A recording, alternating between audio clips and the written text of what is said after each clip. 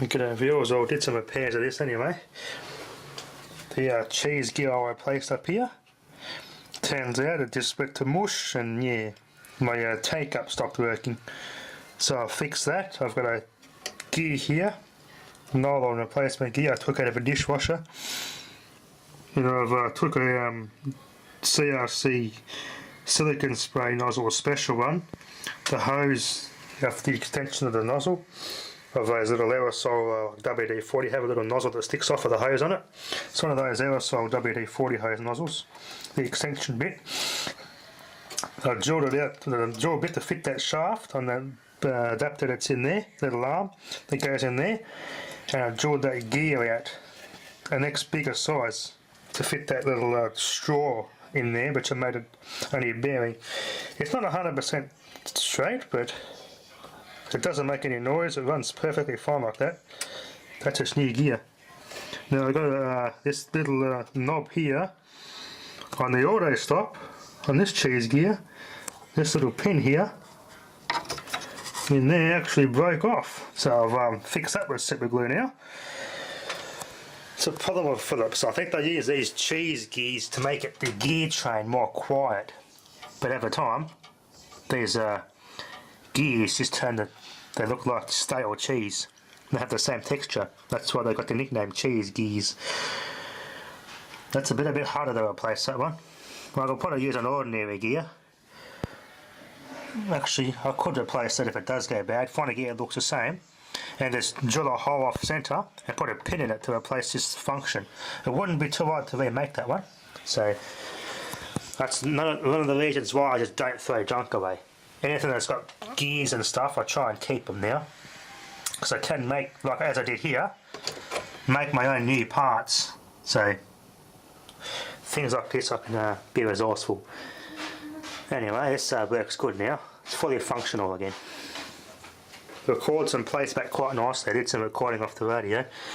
I was using this, but I noticed there's a lot of hum on the FM.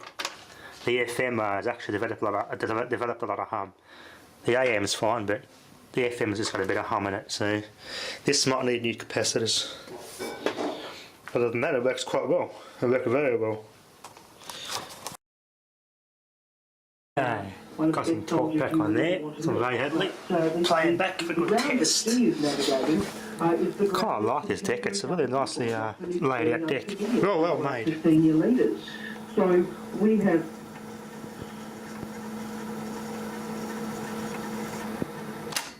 it works good. Clean out very well, this deck. Works quite well now. Give you a quick demo of the radio.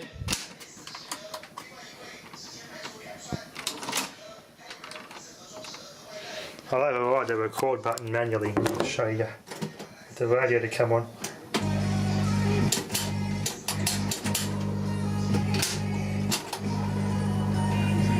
Alright, I'm going to override it now because I closed the door. You can't press play with the door open on this one, so I've override it with no tape in it.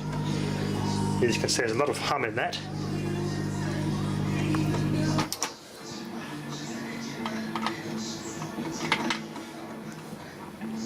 AM's not bad. It's nice and clean. AM's really good, but the memory doesn't work on this one. When I press program the stations in the memory, as soon as I change the bands or turn it off, it just forgets all my memory, so there's something wrong with the memory half video.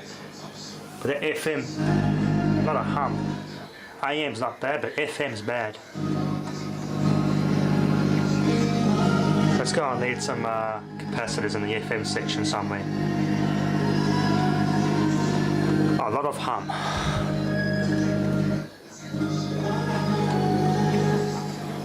It's got a good high level on it though. This has got a nice, good level output on it.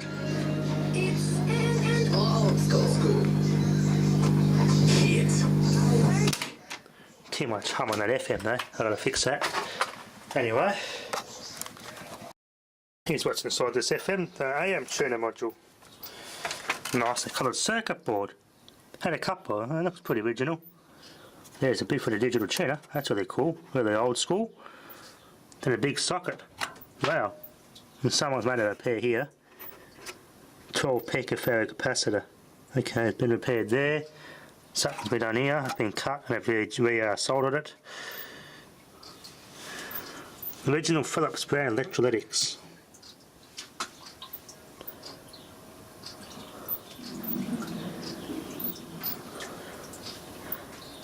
Really well made. I just noticed someone's cut this little diode out of circuit too. I don't know what I've done that for. I'll try playing with it, see if I can make a difference to how the radio works. Oh, what's this capacitor?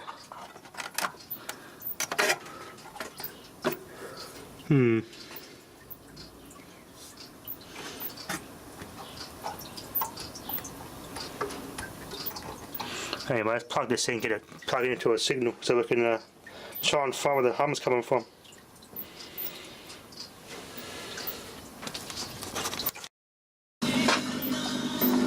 Okay, touch that, gets worse.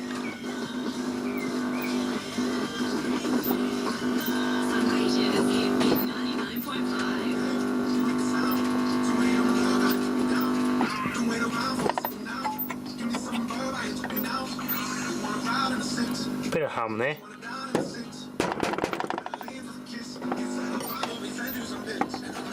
Might put a circuit board out and just inspect the back.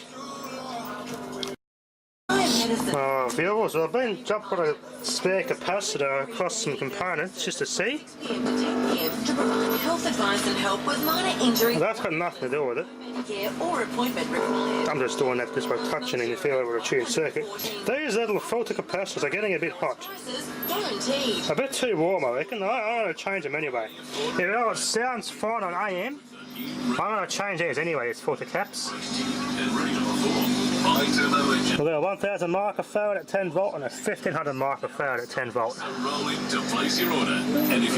An old Philips electrolytics. BC brand.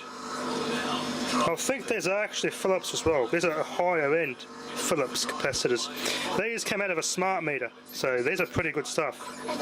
It's a 3300 at 25 and another 3300 microfarad at 25 volts. Go a little bit higher in filtration, not going to hurt. They've got plastic coating all over them from out of the smart meter.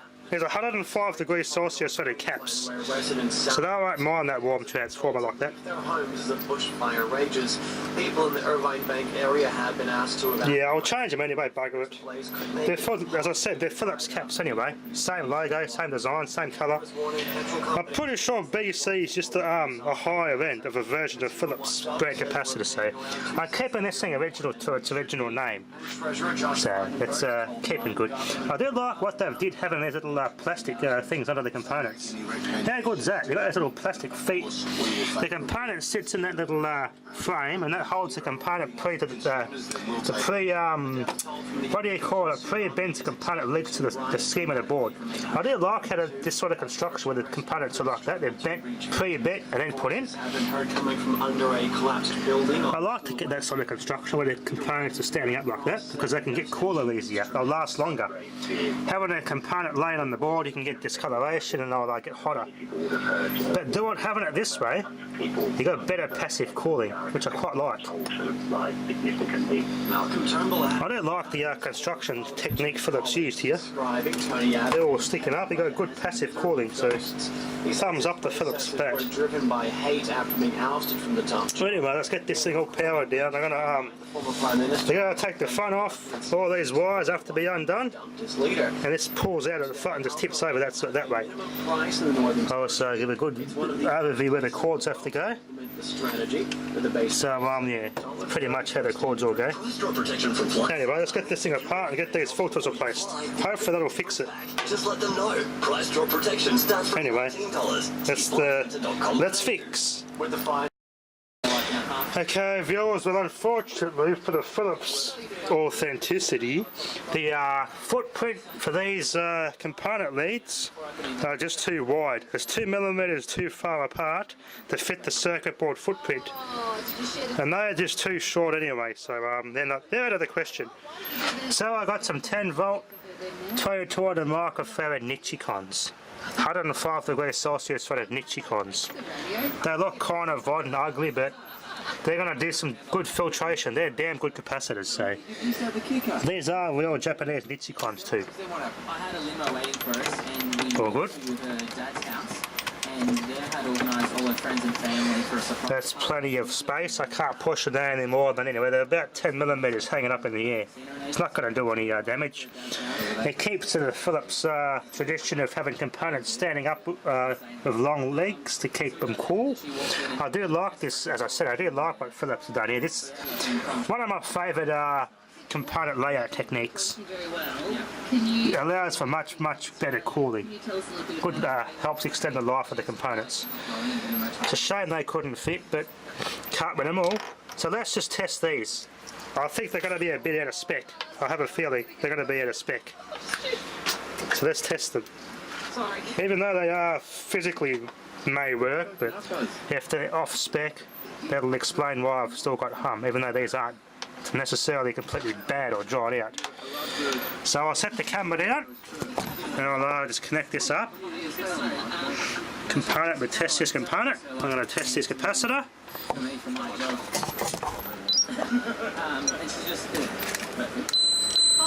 Jesus, that's nowhere near the, is that a 1500? 1500 microfarad. It only measures 260.6 microfarad.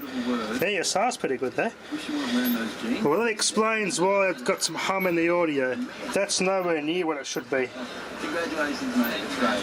Congratulations. That's like 1/6 or 1/7 of what it actually should be. So, yeah. This thing didn't work when I first plugged it in. It had to wait a couple of minutes, then it turned on. So they needed to be formed. So yeah, they're a bit out of that's not acceptable. They definitely needed to be changed. Definitely needed to be changed. Now let's test the other one. This is the 1000 microfarad. Let's test this one.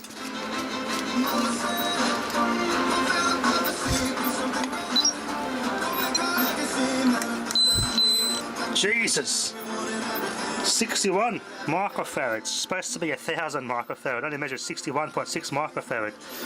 That's buggered. The ESR's pretty good though. Alright, let's test the other capacitor. This is a 1000 microfarad at 10 volt.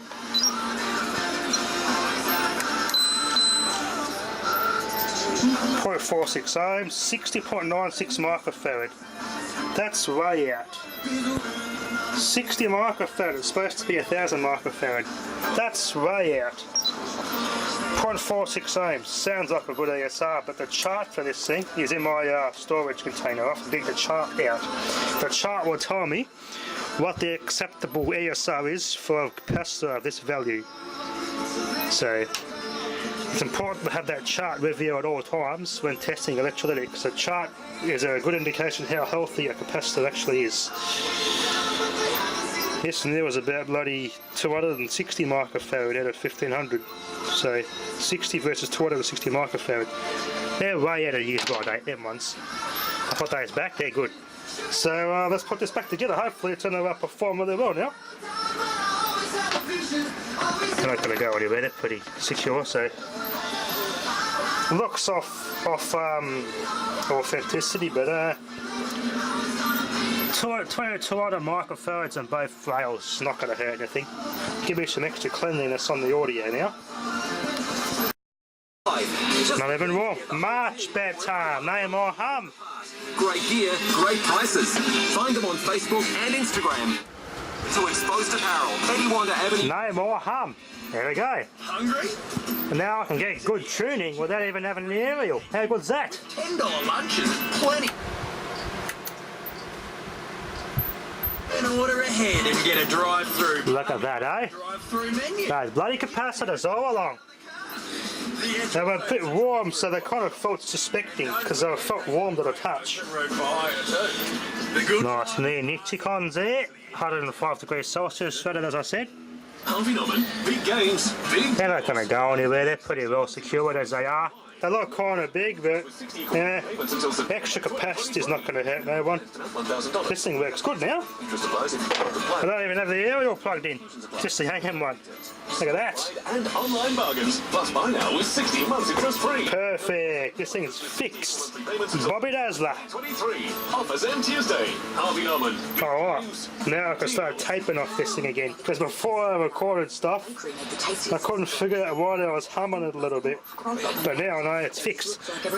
Awesome. Now I got a really good reliable tuner. Awesome. Anyway, time to put this thing back together now. She's all fixed. Sounds good. Performs very well, this thing. It's a very good performing tuner. Anyway, that'll be enough for now. Thanks for watching. Is it radio or live?